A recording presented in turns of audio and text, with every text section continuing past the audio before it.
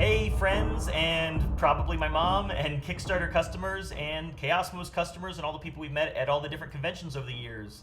Here we are again after 5+ years. Good to see you guys. You guys remember Sam, and I'm Joey. So we wanted to really quick give you an update on what's happening with Chaosmos the Temple, which is the expansion and sort of the new edition of Chaosmos. It doesn't replace your game, it just adds more stuff, and it replaces some of the components. So I remember telling Joey, he's like, I'm doing an expansion. I'm like, how can you improve upon perfection? Okay. Temple. Okay.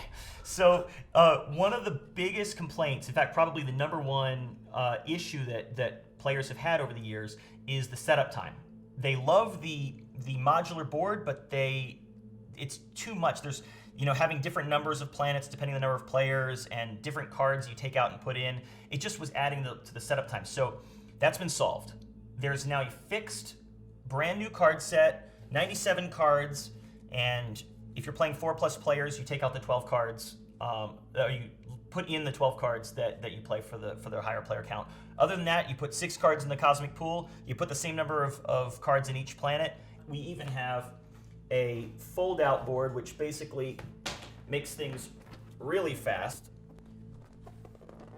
So yeah, you can pretty much just stack the envelopes and just start playing. And you can actually, all the characters actually will come in little bags. So if you want to play the Haghuin, it'll come in a bag with all the little Haghuin bits, so you don't have to shuffle all the bits and look through stacks and stacks of tiles. It'll all be there. So I just mentioned the boards and the tiles. What does that mean?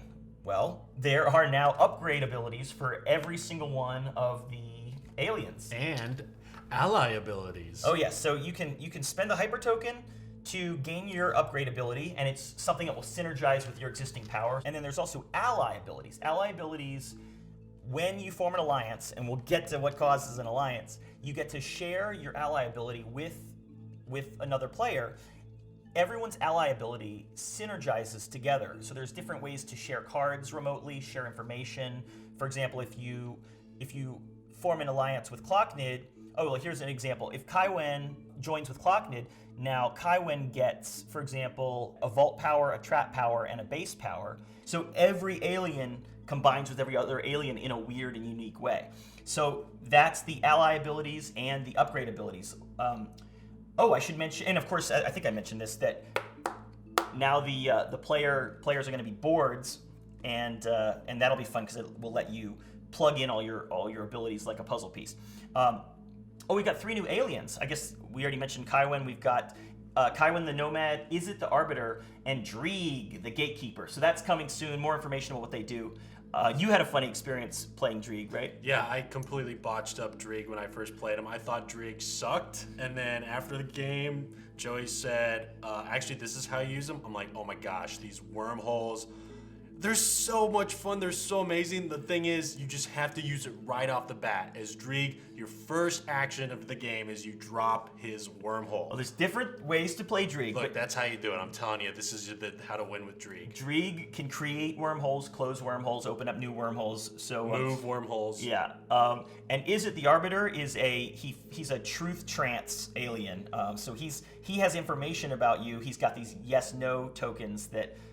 Basically, he forces people to reveal information that only he finds out about, or he can have his ally find out about it as well. So there's 3 new aliens. We may introduce new aliens in the future, but I have to mention their design is absolutely flawless. They integrate so wonderfully with all of our beautiful cast of aliens. Izzet the Arbiter here with this baboon spiky butt. It's this. So we got the same team is doing it. We've got William doing the aliens and writing a lot of the lore for it. What else do we have here? So we talked about the card set, the fast setup. Planet effect tokens. There's 16 new planet effect tokens. The big thing, I guess I saved it for last. I don't think I've mentioned this publicly ever.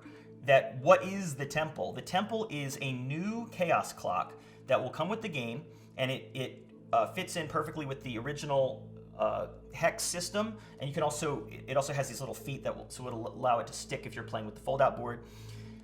At the beginning of the game, there's a stack of level 1 events, level 2 events, level 3 events, and you shuffle them up and you put a level 3 in, you put a level 2 in, and you put a level 1 in. Then when you play the game, you click, 41, 40, 36. and then you see what's coming at 30, something will trigger. Boom! Claw Anxiety. Claw of Cyclocus and Claw of Khatun are playable at a distance of +2 spaces. So, a lot of cool stuff there. Level 2, ooh, Spore Immunity is now Imp Immunity. And there's a crazy one here. Planetary Thwartation. Base tokens are removed from the game. Planetary base cards are now considered to be telethwarter traps. So the level 3 events are the crazy ones that happen in the last, 15 to 16 turns of the game. But everyone will get at least one more turn after the final event happens.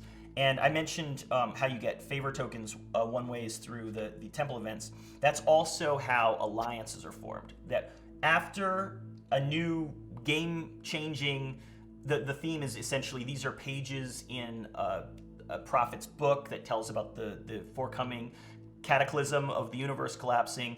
Each of these little cards is a page from the prophet's book. So if you've read that page and you know the secret is going to happen, okay, at this time, on this date, in this location, this crazy thing will change the universe forever. And these events will usually stay in play for the rest of the game.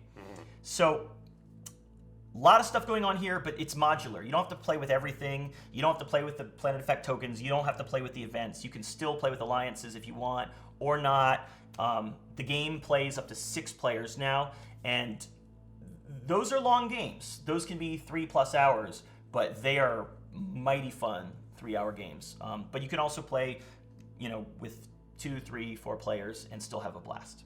So very excited to talk about this with you guys. And I was going to launch January 7th, and I'm just not ready. And Sam is helping me shoot these videos, and there's just like a lot of stuff going on. My parents are coming to visit, and it's the holidays. I'm just not ready. So I'll have Matt post this as an update for the Kickstarter guys, and maybe I'll put it on YouTube too.